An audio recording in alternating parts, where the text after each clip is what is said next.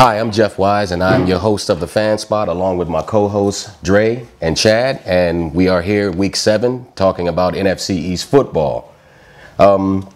Just as last week, we like to get right into our discussions. We don't like to mess around a long time, so let's just get right into it. The Philadelphia Eagles. I mean, they had a bye last week, but there are some notable things that we can talk about with this team. I mean, you know, we didn't have the opportunity to really talk about the fact that they got rid of their defensive coordinator last week and where this team may be headed, you know, based on that.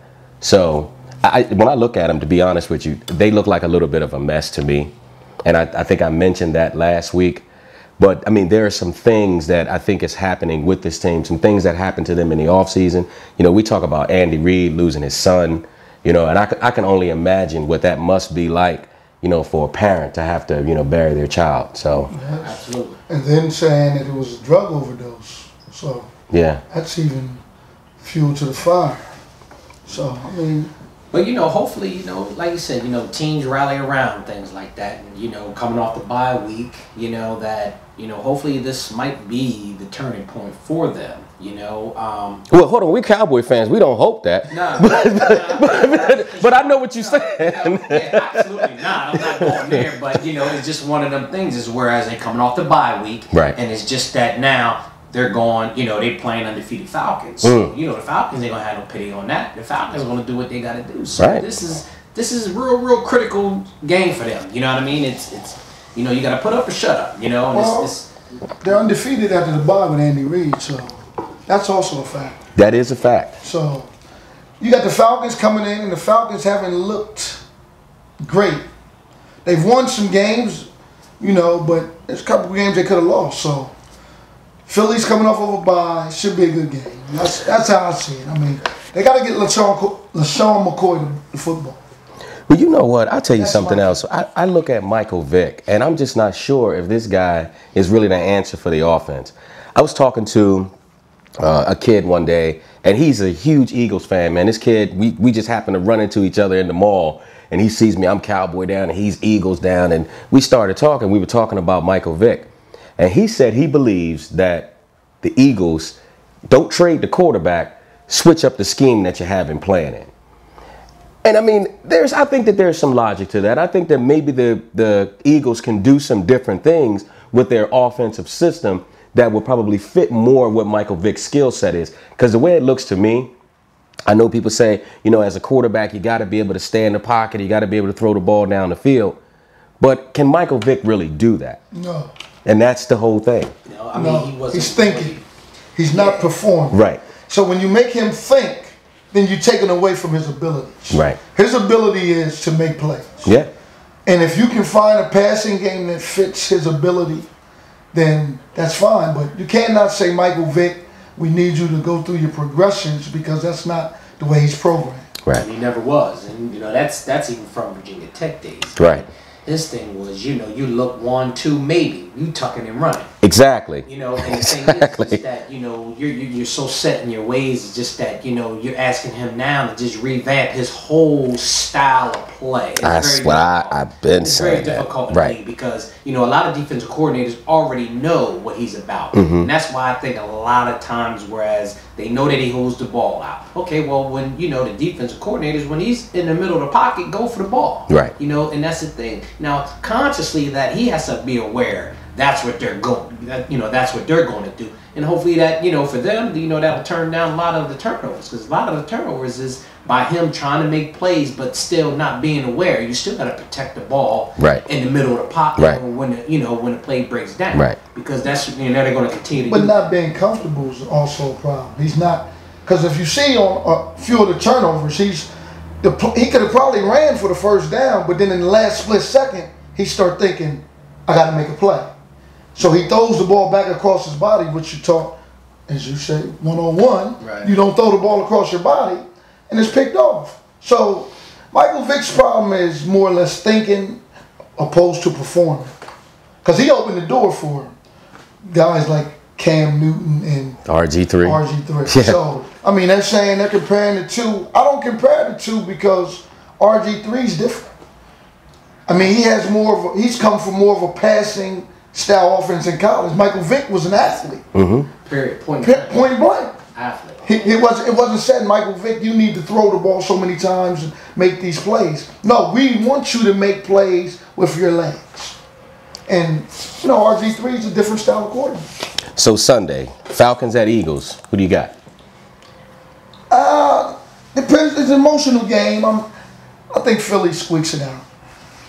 Honestly, I think Philly squeaks it out, but I'm like this. I think, you know, as far as other teams, you know, they can just find a way to lose the game. And I think that just a turnover here, ball control here, or anything, just, you know, the little things is going to be able to separate the two. But I think Philly can pull this out. I think so. We're going to see with the defensive coordinator if that, because they were losing a lot of games late, and that was their concern.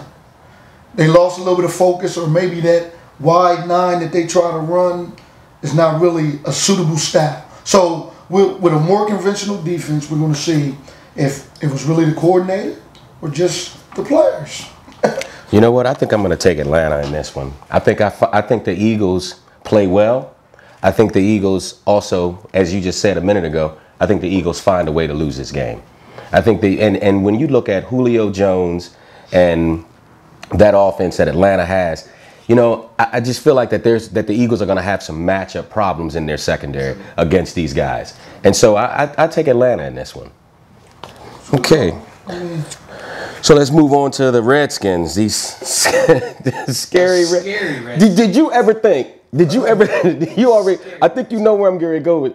When was the last time as Cowboy fans that we actually said, I'm a little afraid of the Redskins? It's been a long time. It's been a long time. For the most part, in the last 15 years, I mean, no matter what a Redskin fan was saying, nobody watching this say you're a Cowboy fan. No, I'm serious. We dominated them pretty much. Absolutely. For the last 15 years. If you look at the numbers and you look at the record, they might have a sweep or two here, but for the most part, it was a time when we beat them 14 out of 15. Yeah. So yeah. But now this year is just totally different, only because, of course, it's RG3. And the thing is that they really never had a franchise quarterback in about 20 years. I would say since Joe Theismann. Since Joe Theismann. So now it's just like, you know, he's coming in his own. And like I said before, I think I said last week, whereas, you know, once the game even slows down even more, it's just going to be like, wow. Right. This guy's just exceptional.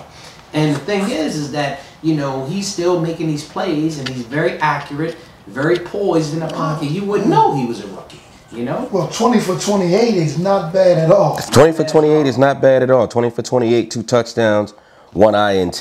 The thing about it is... But did you watch the ball? Santana Moss didn't have to break stride. Yeah. It just dropped right in the right in the bucket. Absolutely. That's what you would say, right in the bucket. And you know what? I tell you what, the thing is I watched that game, and the Redskins are exciting to watch. You know, it's like they have so much energy, and it doesn't look like they have no quit in them, down in and down out. They play to the whistle every down. You have, yeah. He has. He absolutely has. Because you can see it in their play. I mean, now they need some tweaks, but they lost some defensive players. But I mean, once, like he said, once the game slows down for this young man, the league's in trouble. And with Brian Orakpo being out, and you know, I mean, that is a major loss for him. It but is. It's just like they still never broke stride. I mean, they're still very opportunistic, and they still fly the ball. Right. You know, they still make plays on defense. And it was just like, you know, Pierre Garçon. I mean, he got hurt, and we just don't know when he's next coming man back. up. You know, it's the next man up league, and you know, they're running back Morris. I mean, he's doing what he has to do. You know, he's not turning the ball over. I mean, he's getting positive yards, and it's just, you know, everything is just gelling for them. And I think, like I said again, you know, once the speed of the game slows down for him, man, you know, like I said, scary Redskins. NFC East in trouble, man. I mean, if this guy ever figures it out, continues to grow, woo. Yeah, they're gonna be the more, because they had 4 turnovers. Yeah, well, you know what I was going to say. The other thing is just looking at, you know, the turnover part of it. But, you know, I think that their defense does have some issues, though. And not because of anything other than, you know, the absence of a few guys. When you don't have pass rushers, when you don't have certain guys, especially if you're playing the Giants, you got to get Eli on the ground.